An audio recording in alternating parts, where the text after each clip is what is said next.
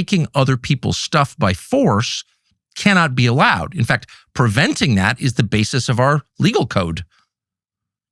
If there's one thing that every person knows, that is, in a civilized country, you can't steal without penalty. It's not allowed. That doesn't belong to you. You can't shoplift. You can't rob banks. You can't embezzle. You can't invade countries to steal their stuff, because they're all varieties of the same theme, which is theft. And theft is wrong. It's wrong under the American legal code, but it's also wrong under the Christian legal code. Theft is wrong. Spelled out really clearly. It's also intuitive.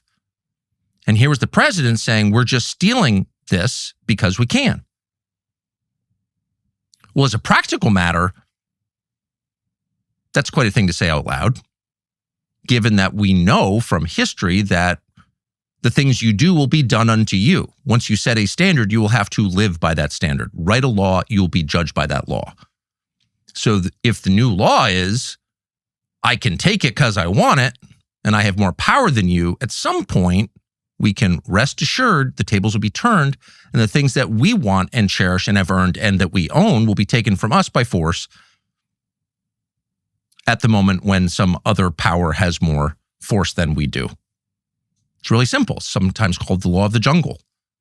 And it may be the law of nature, but people don't want to live under that law because it is a brutal and unforgiving law. So they create higher laws, or they appeal to the highest law of all, which is God's law, which prohibits that. So this was a profound moment in American history, probably in the history of the modern world, where the most powerful nation said, if we want it, we'll take it.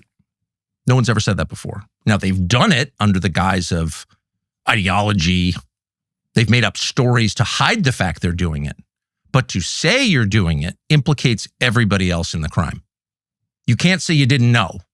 Your president just told you on television, we took out their president because we want his oil.